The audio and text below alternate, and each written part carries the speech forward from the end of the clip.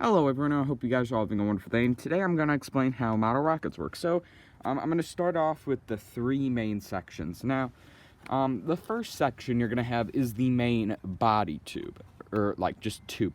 And there are three parts of this you actually need to worry about. Those three parts of it are the tube itself, the fins, and the engine mount. Now, I'm going to tell you what each part does. Now, the tube itself is the main structure of the rocket. That's what is, like, basically most of the rocket itself. The fins are for aerodynamic stability, specifically passive stability.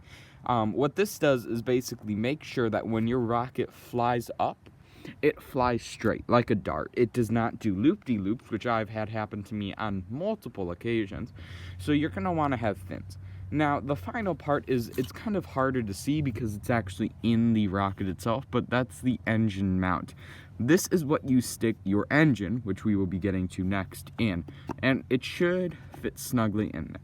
So now we are going to move on to the engine. Now, I have here a E94. What this means, we have an E engine, and that 4 at the end basically means that when it stops firing, it will continue on its trajectory before it fires the ejection charge. Now, we're going to be getting to the ejection charge in a minute, but first we'll talk about the engine.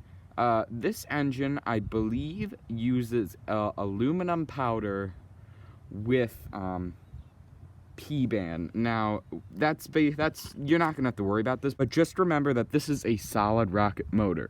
Now, what is a solid rocket motor? A solid rocket motor is a rocket motor that's propellant is solid. I know, amazing. Yes, I know. But basically, this type of engine, it's very cheap. It also packs a punch, but it's not very efficient, and once you turn it on, there's no turning it off. So basically, that's what a solid rocket motor is. Now, what happens is you would take the actual motor and you just slide it into the rocket. Now, what this allows you to do is once that motor's done firing, you take it out, and then you can put a new motor in there afterwards, which is really useful if you want to use your rocket more than once. Now we are going to get to the just final part of this. This is either the nose cone or the payload bay. They both act the same. Now, a payload bay allows you to actually put something in it. So basically, I have a clear one right here, and it actually sits on top of the rocket, and you can put whatever you want in here. You don't have to worry about putting a payload bay on immediately when you start, but your first rocket's just gonna have a nose cone on. But for this one, as the example, I have a payload. Now, what's supposed to happen is in here, there's supposed to be a parachute. Right here, we are supposed to have a parachute. Now, I don't have a parachute, because parachutes are for noobs and people who still play Fortnite. So what happens is all of these rubber, it's basically a long rubber band, but it basically goes inside the rocket, and just for example, the parachute would be in here too, and it sticks inside the rocket just like that. And this engine, which, remember, would be in here, at the top has an ejection charge. Now, what that ejection charge is, it's different from the solid propellant. It's actually a black powder or gunpowder charge. So that's basically how it works. When this sticks in here, the engine will fire all through here. Then it'll get the ejection charge, which is basically going to act like a gun barrel. Fire from that black powder is going to shoot up through here and just eject it out. And if your parachute is here, it's gonna fall out and it's gonna deploy and fall mid-flight. Now, a lot of people ask, do you need a parachute?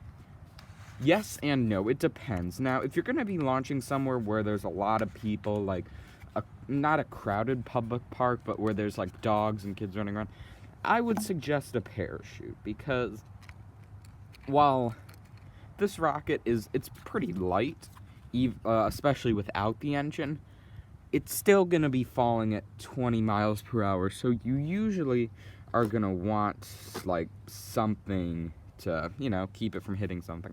But if you're going to launch from a field where there's absolutely no one in sight and it's a windy day, just get rid of the parachute, because the rocket, if it hits grass, it's going to be fine, because grass acts almost like a gym mat and will lessen the damage from the fall. Now, if the rocket's going to land on concrete, first thing is you shouldn't be landing a rocket on concrete, but you're going to want a parachute if you are doing that.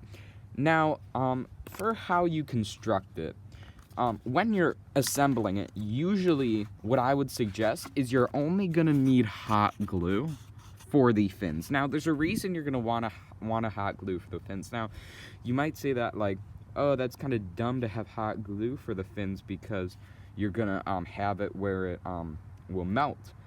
Rockets actually like this that only go maybe 1,000 or 2,000 feet don't get hot unless it's literally in contact with the engine. These fins are not in contact with the engine. Now, so the reason I like hot glue is because your fins are gonna break. If you have a rocket, eventually, if you launch it enough times, something's gonna go wrong, you're gonna screw up, and the fins will break.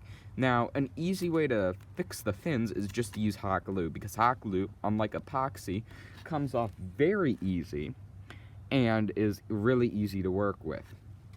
Now, that differs from the engine mount. Now, with the engine mount, you're actually gonna want to use either epoxy or super glue.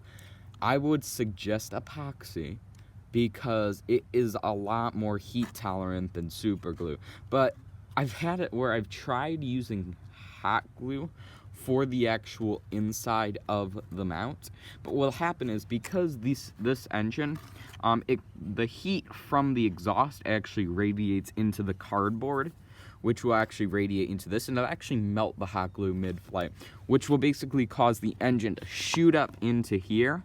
And at best, you're going to have an engine that's stuck in here with the payload bay shooting down it, which is going to damage the inside. At worst, it's actually going to eject, and you're going to have a heavy-ass engine that is now shooting uncontrolled and might fall or hurt someone. Or it might fall, hit a window, hit a car, and that's never good. So you're going to want to use something that is strong and heat resistant on this.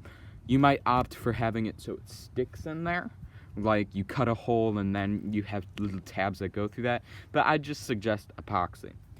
I think I've gone over everything, so yeah, I hope this was a good explanation, and I hope you guys all have a wonderful day.